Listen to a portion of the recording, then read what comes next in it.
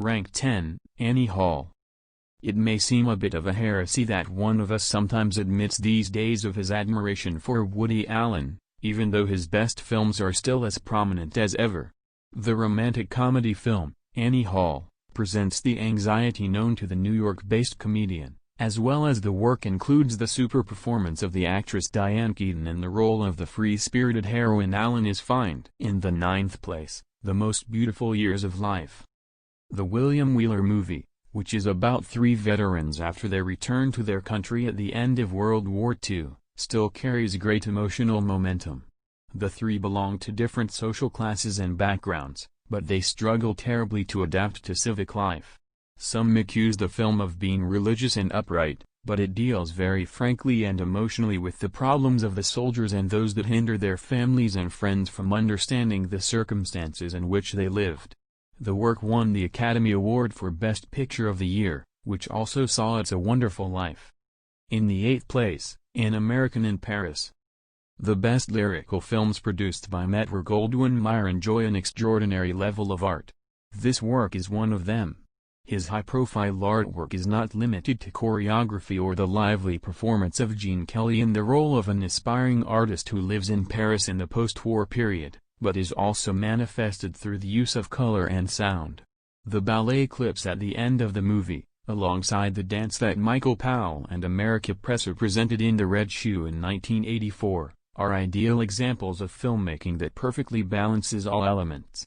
In the 7th place, Casablanca. Producer Hal Wallace at Warner Brothers used to have the talent to supervise films that kept pace with the prevailing wave and with a live social conscience at the same time. Casablanca not only has names like Humphrey Bogart, Ingrid Bergman, and Claude Rains, but also deals with refugee issues, treason and war politics.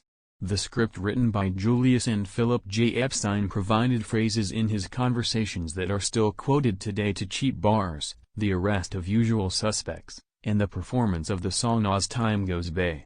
Few of the Oscar-winning works are best films and are still rooted in popular consciousness such as Casablanca. In the 6th place, On the Waterfront.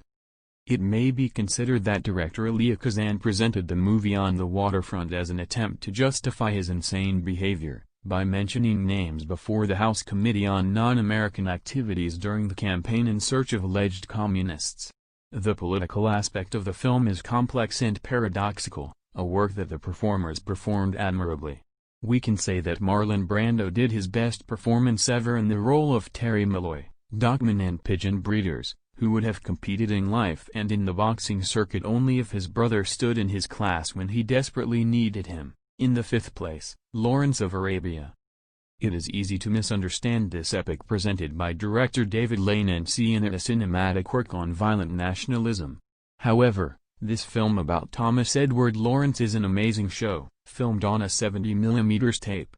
He also paints a subtle portrait of Lawrence, performed by actor Peter O'Toole, the masochist man who is both the model of the English hero and the English intruder. In the 4th place, All About Eve. This drama by director Joseph L. Mankiewicz about a young rising actress who wants to take over the career of a well-known star, includes dialogues considered to be the most cynical of all Oscar-winning Hollywood films. There is a striking balance in the movie, as actresses Pete Davis starred in the role of the star and Anne Baxter as the pretentious young woman who appears ingenious but has no mercy, on the other hand is offset by the surprisingly stinging performance of actor George Sanders in the role of theater critic Addison DeWitt. In the 3rd place, The Godfather, Part 2. This movie is still considered the greatest single episode in a serial cinematography, in the history of Hollywood. The Godfather managed to outperform its previous segment in terms of craftsmanship and acting by winning an Academy Award for Best Picture. Everything in it works almost perfect, from Gordon Willis cinematography to the parallel stories of Michael Corleone, the head of the criminal family in the late 1950s played by Al Pacino, and his father Vito several years ago who performed his character Robert De Niro. Among the competing films that were nominated for Best Film in the 1974 tournament, Lin Yi, Chinatown and Conversation, directed by Francis Ford Coppola as well, were all worth winning if they had been nominated in other years.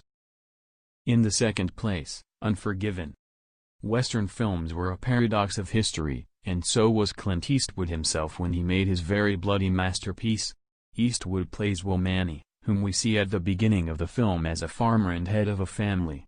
We gradually learn about his past as an armed man.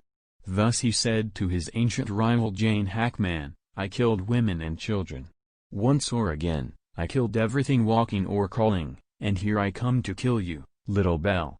This brutal and elegant movie was always ready for the Oscars he got. In the first place, The Apartment.